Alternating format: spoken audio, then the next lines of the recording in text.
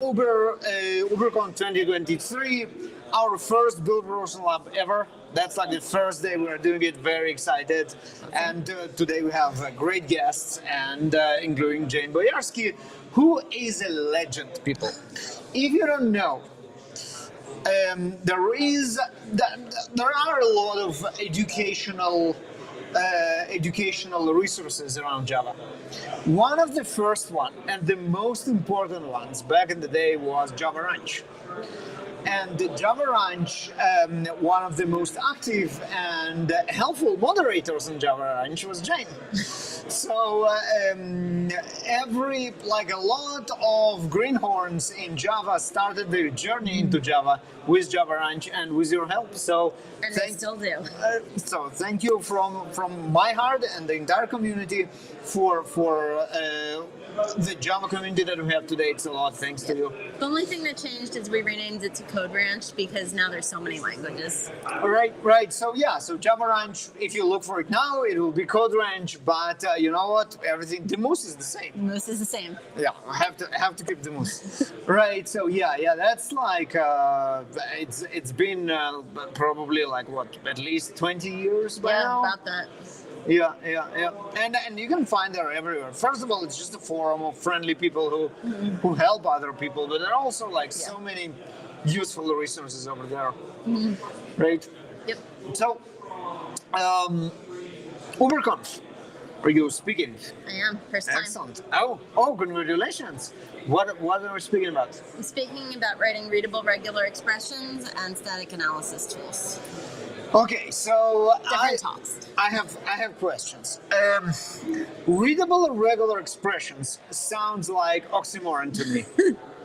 Right? It's impossible. The whole essence of regular expressions is not being readable. What's going on? You can make them readable. The trick is to break them up. So if you have to do a phone number and you write string regex equal area code plus dash plus 7 digits, I know the world does them more complicated, but here it's easy. There's no regular expressions anywhere in that line.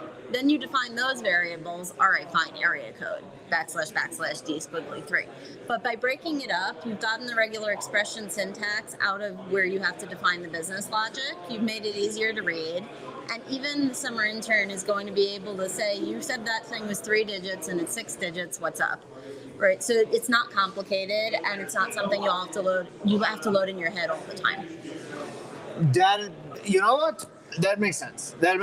And another question that I have, and that's like a philosophical one, is how we don't have anything better than regular expression in this day and age. We do. It's having the right tool for the job. Right, sometimes it's regular expressions and sometimes it's not. What are the use cases in which you want to write regular expressions? I think it's when it fits really well, like when you're doing pattern matching, not the new Java pattern matching, but pattern matching in a string. It's often very powerful and you can express what you want to very concisely and very powerfully. When I was fairly new to programming, regular expressions were even new in JavaScript at that point. My coworker shows me this page of validation code and says it isn't working. And I rewrote the thing into a fairly short one-line regular expression, and I'm about to walk away, and she goes, wait, mine isn't working yet. It's like, sure, it's one line now. No, I want to get the original working. I can't help you with that. Because you're complaining you don't like the regular expression, you've got a whole page of broken code.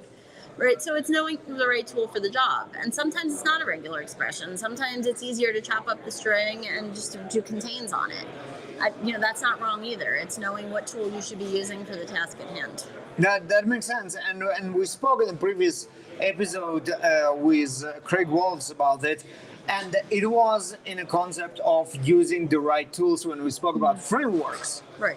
Like a Spring or anything else. The problem is when you're afraid of one of the tools, it's not in your toolbox. So we got to get people to be unafraid of regular expressions so they use it when it's the right thing to do and just don't write it off. Oh, this is great. And this is wisdom right there, because if you're afraid of the tool because it looks too complicated and just because you never were taught it in the correct way, or maybe it's the other way around. Someone wanted to show off and showed you the most complicated way to do things, so they will look smarter. This is actually can scare you for life, and then you will not touch it again, and you're missing on something that can help you be much more productive. Exactly. And this goes right into our developer productivity engineering part of like Gradle and build a Propulsion lab. So yeah, using the right tools of the job and knowing what can do what is actually part of the game. Yes. And conferences like UberConf is a great way to actually unlearn your fear of regular expressions in this example, and but also other things. Right. And study code analysis is one of the other tools that can help you be more productive. So how's that? What are we talking about? I'm going over how to use 4 common static analysis tools for Java, how to configure them, how to run them in Gradle, yes, Gradle, and also how to suppress violations and write custom rules. The only thing I couldn't do in Gradle was the custom rule for Sonar because they provide a Maven plugin, and I didn't have the time to go through what it did and rewrite it. But everything else I don't is believe Gradle. Sonar don't have a Gradle plugin. No, someone wrote a third-party one, but they did it too long ago, and it doesn't work with Gradle 7. Oh, yeah.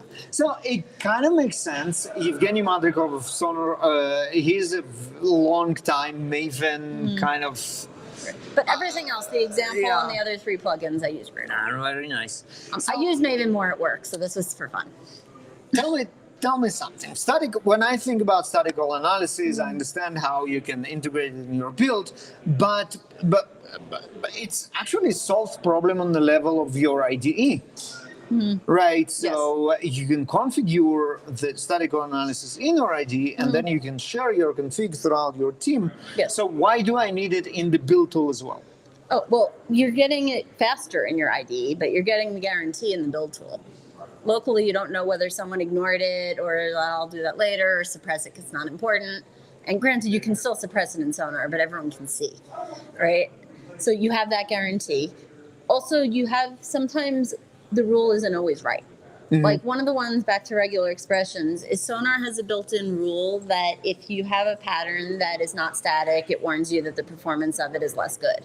And that's true. But often you're not doing something where the performance matters, and it's clearer to have the pattern right before the line of code where you're executing it. We're back to the readable part, right? So often I'll ignore that rule saying performance is fine here. The rule is fine, but it takes someone fairly senior on the team to know when that rule is applicable and when it's not worth considering. And having the static analysis tool running at both levels and being able to have a more experienced person look at the suppressions, they're going to be like, okay, I know normally we suppress that rule, but for this bit of code, we care. Right, so for this bit of code, we're going to go and make it static because here it's worth that readability cost to have performance, whereas in the rest of the code, it's just not. Yeah, that makes sense. So we're talking about 2 levels of basically doing the same but for different purposes, and then having different requirements. And I love having it in the IDE. It's faster, and that's where I'm doing my code. Right. It's useful on both levels. Right. So in your IDE, you do it to be more productive or more efficient. When in your build, you do it to enforce the organizational or team constraints that you decided that are good for the team. Also, some rules are more powerful. If I write a custom rule in Sonar, I can't get that on my machine in Sonar Lint. I can only get the built-in one, so I'm going to have that run on the server. Oh, so there are differences on what you can that one is express. a functional difference, but those are edge cases, so they happen, but they're rare. And the third reason to run it in the CI build or your nightly build or whenever is if you have to produce reports for audit. I saw it in passing on my machine, does not work in an audit. Here's a screenshot of the report, works in an audit. So even if you fix all the stuff locally, it's still valuable to have the builds point to, look, this runs. See, it says it was fine. We had a quality gate. It's not going to production no matter what happens on the untrustworthy developers' machines. Right. So on the build, it actually serves as a quality gate, which is auditable, traceable, Right. recorded, and everything else. But it that saves comes me time on my workstation, so you want to have both. And it's exactly like unit tests, Yes. right? So you have unit tests that you run from your machine, but also they will run later in CI. You want to know if they want to break there because you can fix them now instead of waiting all the way. So it's back again, like developer And then when I productivity didn't right run the there. unit test because all I did was change a string, surely nothing is going to fail. The CI build would be like, hey, remember me? Oh, for sure. I have an exercise for you. Right, so developer productivity engineering. This is something that we are very keen about, and try to see what else can be kind of highlighted under this umbrella, so we can bring it to the recognition and make the developers pay attention. Right. So the trivial examples that we are all obviously talking about is the build, how fast it is, how stable it is, flunky tests, generally tests, how fast they are, can we make them faster, can we parallelize them, can we replace the slow or unstable parts with something else, and that will be your mocks, your stubs, your test containers, and everything else. Obviously IDE, that's developer productivity engineering right there. It helps you the immediate feedback and what's not. So I feel like study code analysis is one of those aspects that can contribute to developer productivity engineering. What do you think about that? I agree. I notice how the does it difference work? between when I'm coding in Eclipse, I have Sonar lints at the bottom and all is good. When I'm coding in IntelliJ, I have it in a not quite as obvious place, but when I ignore it and commit, IntelliJ is like, hey, you have these findings, you really should look at them. And that little nag screen is really nice because it's harder to be like, oh, I'm in a hurry, I'm going to ignore this, because you actually have to click to pass it.